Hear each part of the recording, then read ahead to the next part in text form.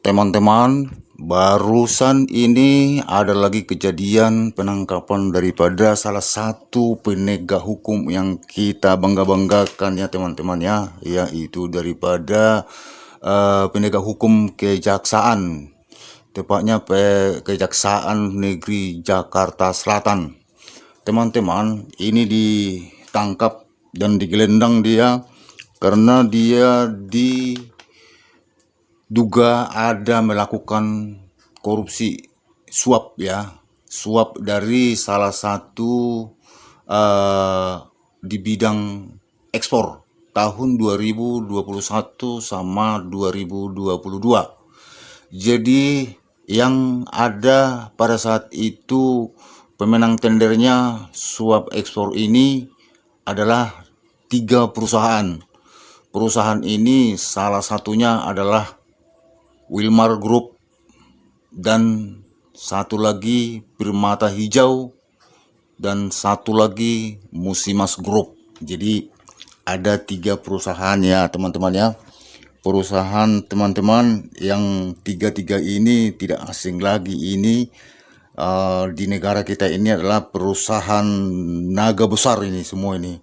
Wilmar Group, Permata Hijau sama Musimas Group ini, siapa yang tidak kenal ini, siapa bos-bosnya semua ya. Bos-bosnya ini orang konglomerat terkaya di Indonesia ini, bos-bosnya ini. Jadi mereka ini sudah memang dari dululah permainan-permainan ini terjadi kepada penegak-penegak hukum kita.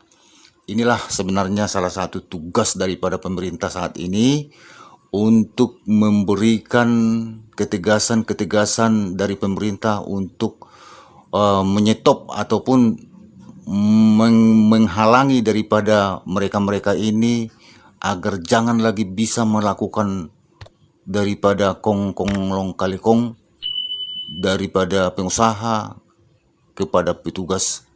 Selama ini kong kali kong itu terjadi di mana-mana. Di mana ada pengusaha, di situ ada petugas, akan terjadi kong kali kong, dan mereka ini melakukan satu keputusan, artinya bersama-sama yang melakukan kompromi untuk menghabiskan uang negara, dan bagaimanapun mereka melakukan sogok menyogok di dalamnya. Jadi teman-teman, Hakim Jakarta Selatan ini menerima suap itu bukan main-main teman-teman. Mereka ini memberikan suap kepada hakim ini sekitar 60 miliar ya. 60 miliar kepada hakim ini agar hakim ini meloloskan perusahaan mereka dari dakwaan tersangka ya. Jadi perusahaan mereka ini dan termasuk daripada direktur ataupun komisaris mereka ini terbebas dari hukuman pidana begitu ya, karena di 10 miliar. Ada 3 tersangka hari ini yang ditetapkan sebagai tersangka, yaitu Wahyu Gunawan dan Marcela Santeso dan Prianto. Jadi ketiga-tiganya ini sudah ditangkap dan digelendang ke tahanan. Mereka sudah dipakai baju oranye oleh Kejaksaan Agung. Dan Kejaksaan Agung telah menyita barang bukti dari rumah mereka yang tersangka ini. Dari setiap rumah mereka terdapat uang. Kejaksaan Agung menyita uang yang ada di dalam rumah mereka, yaitu ada uang Amerika, ada uang Singapura, ada uang yen dan rupiah. Setiap tersangka digeledah ada terdapat uang-uang yang berada di dalam amplop, yaitu sudah berisi daripada uang ataupun mata uang Amerika dan mata uang Singapura yang ada di dalam amplop itu. Jadi ketiganya ini digeledah rumahnya. Jaksa Agung telah menemukan dan mendapatkan uang-uang itu di dalam amplop begitu. Jadi artinya uang-uang ini sangat banyak yang bermata uang asing yang ditemukan, yang digeledah oleh Jaksa Agung di dalam rumah tersangka. Dan Jaksa Agung juga menyita beberapa mobil, diantaranya 1 mobil Ferrari dan 1 mobil Lexus, begitu ya. Jadi itulah teman-teman informasinya yang telah digeledah hasilnya oleh Kejaksaan Agung dari rumah tersangka. Jadi semoga saja sebenarnya Kejaksaan Agung Pusat ya untuk komitmen memberantas satu tindakan korupsi, kolusi yang terjadi di jajaran pemerintah. Dia tidak pindang bulu dan tidak mengenal siapapun orangnya, mau di sektor kejaksaan, sektor kepolisian, sektor mana saja pun, misalnya yang berada di instansi pemerintahan. Kejaksaan Agung akan berkomit untuk memberantas semua daripada korupsi dan kolusi. Jadi kolusi inilah seperti ini yang dibilang kolusi ini, kong kali kong ya. Terjadi misalnya kesepakatan antara pemerintah dengan pengusaha, ujung-ujungnya kan bisa merugikan negara juga. Ya makanya ini diberikan uang 60 miliar supaya lolos daripada jeratan hukum. Jadi itulah teman-teman, negara kita ini memang masih banyak PR, masih banyak tugas daripada pemerintah yang baru sekarang. Jadi janganlah misalnya cuma hanya omong-omong aja, hanya pidato-pidato saja Pak Prabowo.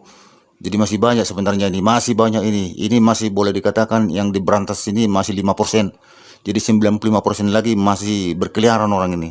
Masih leha-leha dan masih senang-senang mencicipi daripada korupsi-korupsi yang ada di negara ini.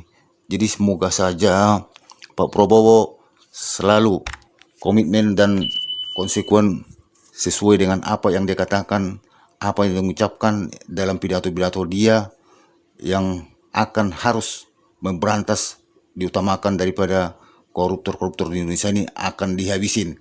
Jadi itulah yang kita lihat teman-teman, apakah benar nanti pemerintahan yang baru ini bisa artinya menghilangkan ya setidak-tidaknya 90% lah.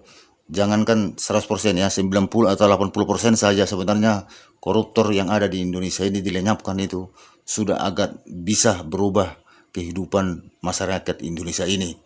Karena kita lihat bukannya ada misalnya penghilangan daripada korupsi, malah korupsi semakin banyak, semakin subur, semakin tambah setiap bulan, setiap tahun.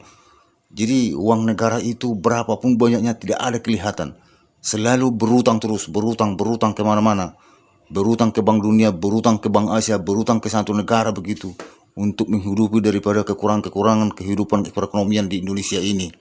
Jadi itulah, makanya ya semoga saja daripada pemerintah ini bisa melakukan dan menindaklanjuti daripada situasi yang terjadi di Indonesia ini untuk memberantas koruptor-koruptor yang sudah merajalela di mana-mana sektor ya, yang sudah menggurita di setiap sektor, bahkan di sektor pusat sampai di daerah pun mereka sudah menguasai dan bergerilya untuk melakukan penghabisan uang, untuk bagaimana caranya mengkelabui semua sistem-sistem ini agar bisa mereka meraup mengambil uang negara itu.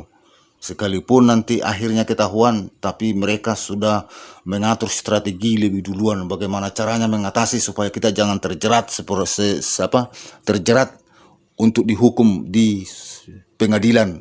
Kira-kira begitu seperti yang terjadi saat ini. Sekarang ini tahun 2021 2022 dia punya kasus, tapi ini ketahuan 2025.